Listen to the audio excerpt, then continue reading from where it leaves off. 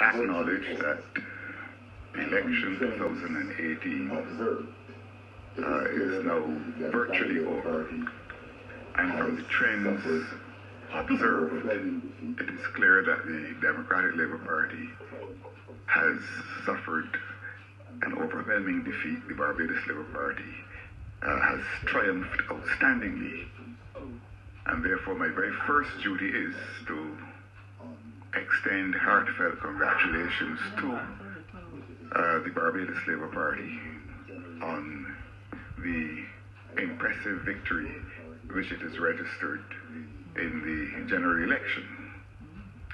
I want to assure the party and of course the Prime Minister designate that they carry the very best wishes of the Democratic Labour Party and its membership into the future as they preside over the destiny of Barbadians for the next parliamentary term. At the same time, of course, duty requires me to also commiserate with the fallen in the Democratic Labour Party. It seems to me 30 candidates who we have put in the field. I know that tonight or this morning cannot be easy for them and for their families, but when you go into battle, you go into battle to succeed, but you can sometimes fail, and we have to learn how to deal with both victory and defeat. I want to thank them for the courage that they all showed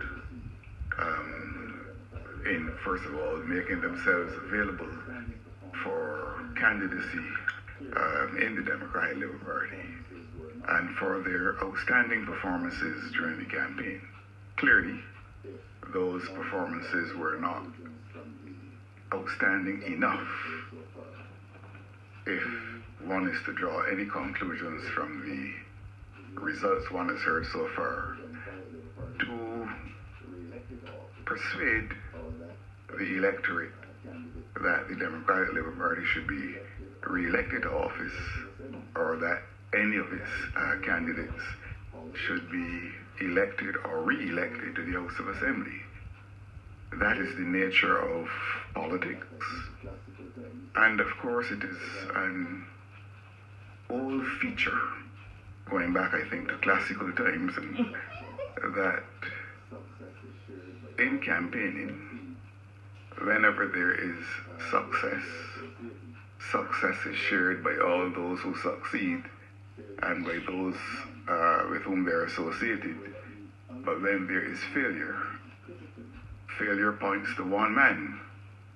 And therefore let me unhesitatingly and unequivocally and frankly accept full responsibility for the defeat of the Democratic Labour Party in this election.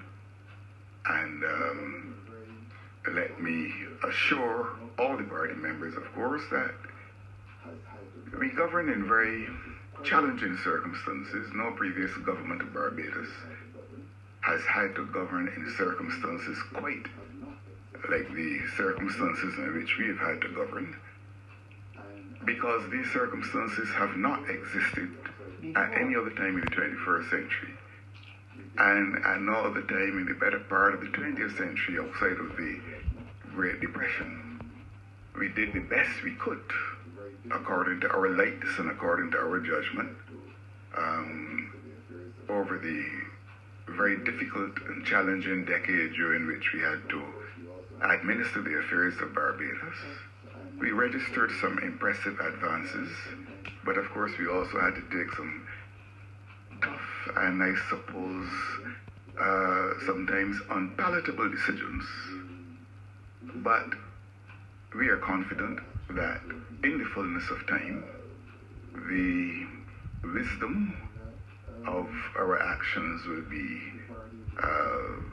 vindicated, and that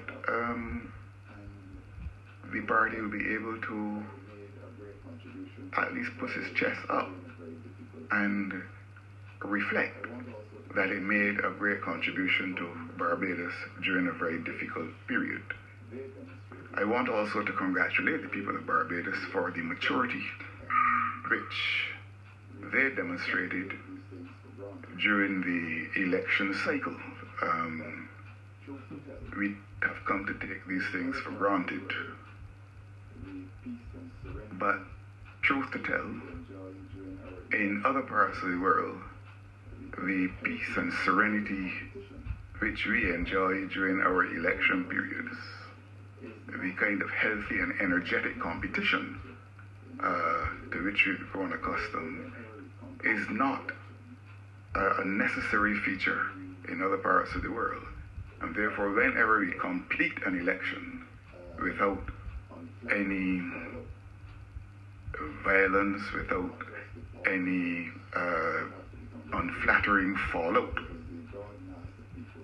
it is not just the politicians who have to be congratulated, but it is the broad mass of people who would have made all of this possible.